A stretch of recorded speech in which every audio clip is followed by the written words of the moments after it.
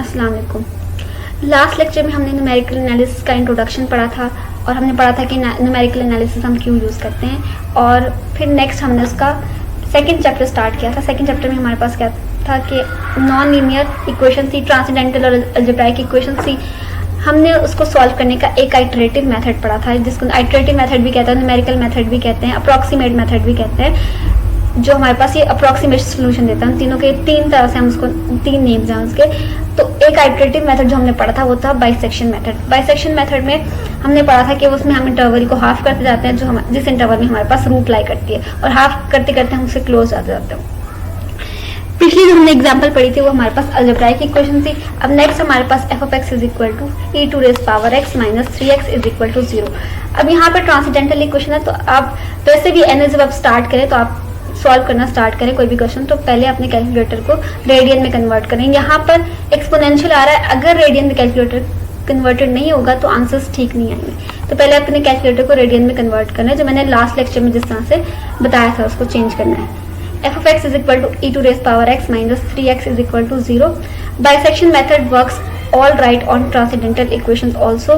f of x हमारे पास दिया हुआ e to raise power x minus 3x. अब हमने टेबुलेशन ऑफ, क्योंकि हमें नहीं बताया हुआ कि किस इंटरवल के अंदर रूट लाई करती है, तो हमें बाय टेबुलेशन ऑफ रूट से इंटरवल फाइंड आउट करना पड़ेगा, यानी x की दो वैल्यूज उनके दरमियान में रूट लाई करती है।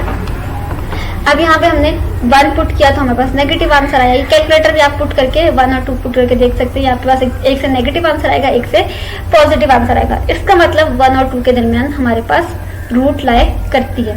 1 और 2 के दरमियान हमने फाइंड आउट कर लिया कि हमें a नॉट और b नॉट, हमें एक इनिशियल गैस मिल गया। रूट लाई करती है a और x1 और x इज इक्वल टू 2। अब हमने बनाना है इसका टेबल। टेबल की जो पहले हमारे पास रो होती है उसमें हमने लिखना है आइटरेशन नंबर x1 और x2, ये जो हमारे पास स्टार्टिंग सोल्यूशन है। एक ये x1 है और ये x2 है। x3 के लिए हम एक कॉलम बनाएंगे जिसमें हमने x1 और x2 का मिड पॉइंट निकाला है, इनको हाफ डिवाइड बाय 2 करना है। नेक्स्ट हमने f of x1, f of x2 और f of x3 निकालना है। x1 हमारे पास गिवन है, x2 गिवन है, इन दोनों को ऐड करेंगे, 2 पर डिवाइड करेंगे, हमारे पास आंसर आ जाएगा। f of x1 यानी x1 को फंक्शन में पुट करने से क्या आंसर आया वो लिखना है। वो ऑलरेडी क्योंकि हम निकाल चुके होंगे, जब आप चेक करोगे पॉजिटिव या नेगेटिव तो आप यहाँ पे लिख दोगे। नेगेटिव आया था। नेक्स्ट में जो 2 में आपके पास आंसर आया वो आपने लिख देना है। उसके बाद आपने ये 3 1.5 को इस फंक्शन में पुट करना है। e to raise power 1.5 minus 3 into 1.5, यहाँ से आपके पास आंसर आ जाएगा। नेक्स्ट हमने अब हमने चेक करना है कि हमारे पास जो थर्ड यानी f of x3 जो मिड पॉइंट से आंसर आ रहा है वो हमारे पास पॉजिटिव है या नेगेटिव।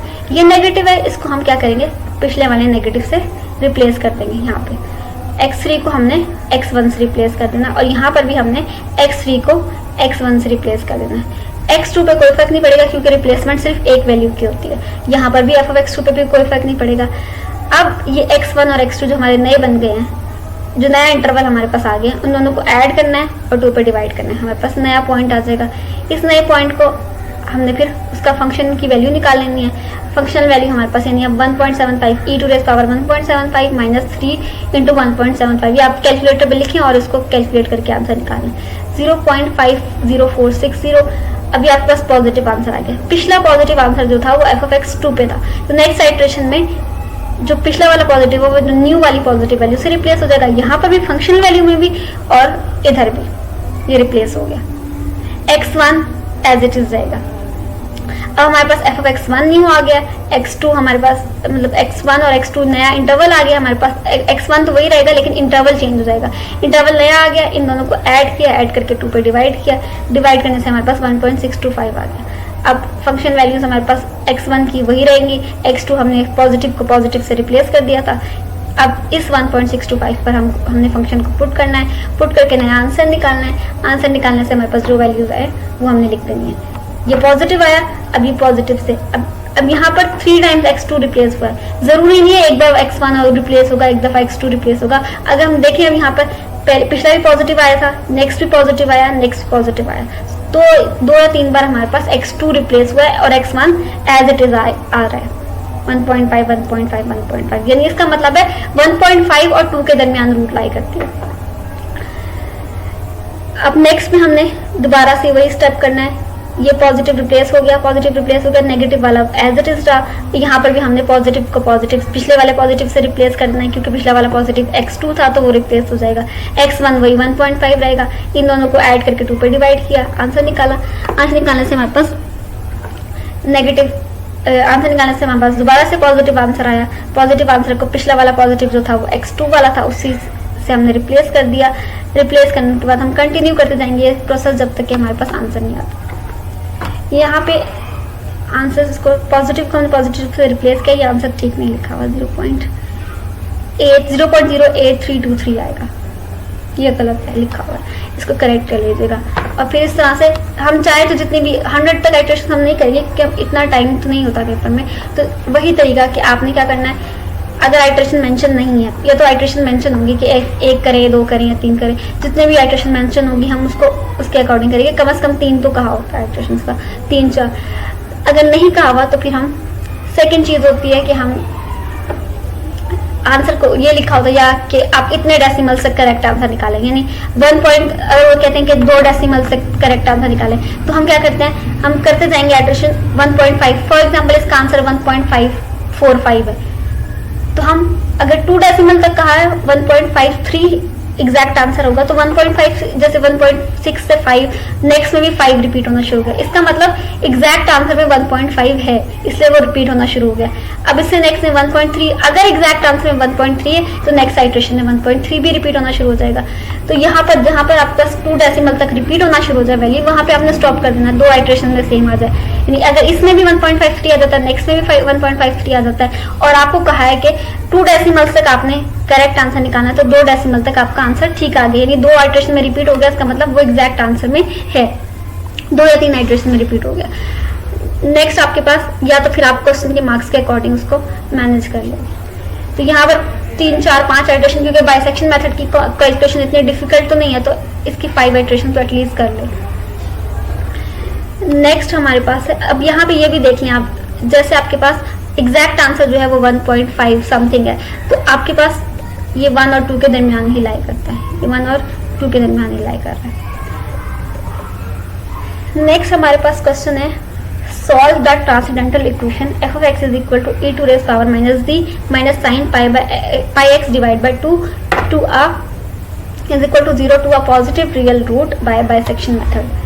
फंक्शन हमारे पास गिवन है, फंक्शन गिवन है, उसके बाद हमने क्या करना है, इसकी हमने क्योंकि रूट हमें लिमिट नहीं दी हुई कि कितने के दरमियान निकालना है, तो हम क्या करेंगे, 2 पॉइंट्स पर 2 ऐसे पॉइंट निकालेंगे जहां पर फंक्शन के आंसर्स जो है ऑपोजिट आ रहे हैं। तो पहले 0 पुट किया, 0 पुट करने से आंसर पॉजिटिव आया। ये आप कैलकुलेटर पे डायरेक्ट बस फंक्शन पुट करके आप डायरेक्ट निकाल लें कैलकुलेटर पे, इसको ज़्यादा सॉल्व करने की जरूरत नहीं है। आपने कैलकुलेटर पर डायरेक्ट ये लिख कर e⁻0 माइनस साइन 5 जो 0 हो जाएगा, ये पूरा आपके पास आंसर आ जाएगा। इस तरह 1 पुट करके निकाल लें, 2 पुट करके निकाल लें, जहां पर आपके पास एक जगह पॉजिटिव और एक जगह नेगेटिव आ रहा है, वहां पे पहला पॉजिटिव दूसरा नेगेटिव या पहला नेगेटिव दूसरा पॉजिटिव आ रहा है, वो आपने यानी उन दोनों पॉइंट्स के दरमियान आपके पास एग्जैक्ट रूल लाई करती है। Therefore, the root of the non-linear equation lies in the interval 0-1।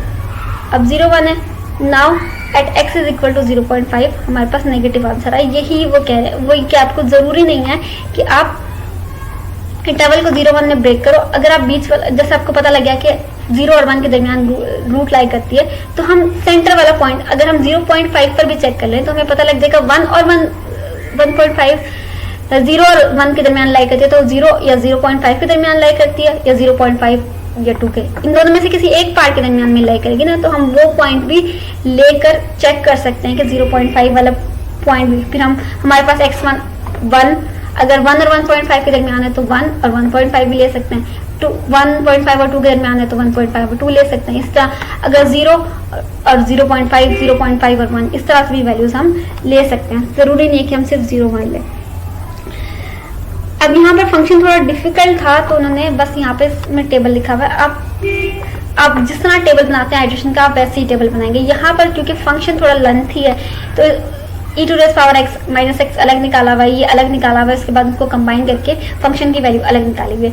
हम जिस तरह से नॉर्मली करते हैं, हम x1 लिखेंगे, x2 लिखेंगे, एफ ऑफ x3 लिखेंगे और फंक्शन की वैल्यू। उन्होंने यहाँ पर सिर्फ फंक्शन की वैल्यू कैलकुलेट करके एक टेबल बना दी है आइट्रेशन, और सिर्फ क्योंकि हमें ये सेंटर वाला पॉइंट f3 वाला पॉइंट चाहिए ना, तो हम f3 वाला पॉइंट ही ये फाइंड आउट कर जा रहे हैं, और वो थ्योरेटिकली उन्होंने बता दिया कि वो रिप्लेस।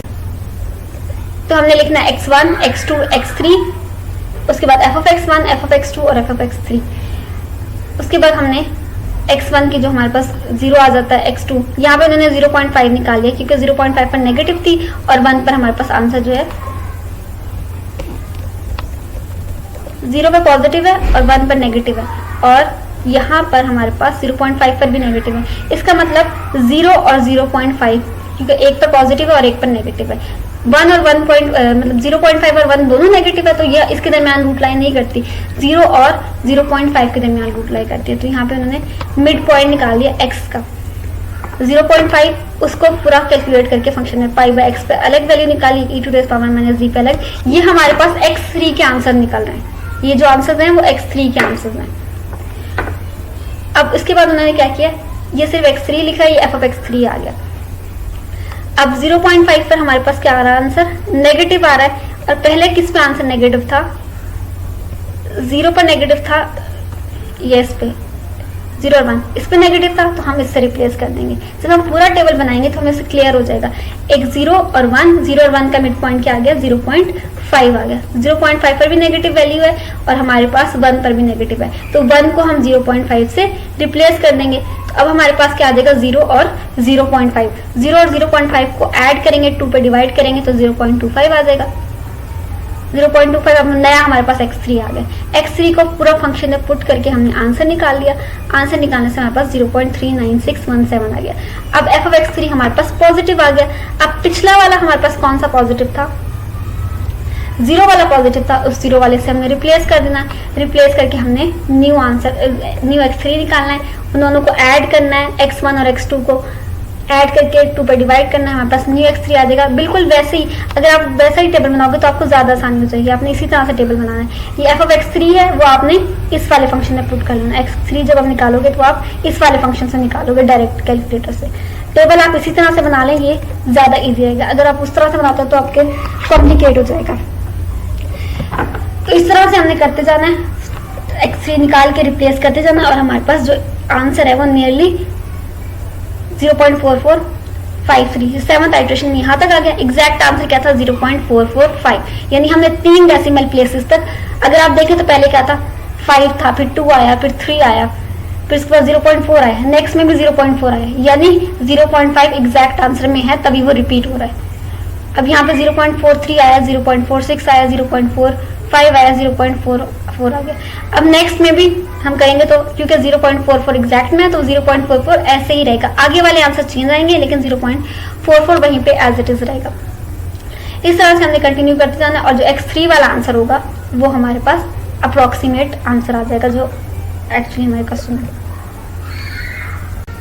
आज के लिए 2 एग्जाम्पल, ये एग्जाम्पल्स आप खुद भी प्रैक्टिस करके देखें कि आपके यही आंसर्स आते हैं या नहीं आते। फिर उसके बाद हमने जब कंप्लीट कर लेंगे सारे मेथड, तो हमने एक्सरसाइज में बाइसेक्शन मेथड वाले क्वेश्चंस भी सॉल्व करने। तो आज के लिए इतना ही। नेक्स्ट जो हमारा मेथड है आइटरेटिव न्यूमेरिकल मेथड है, वो हमने पढ़ना है फॉर नॉन लीनियर इक्वेशंस।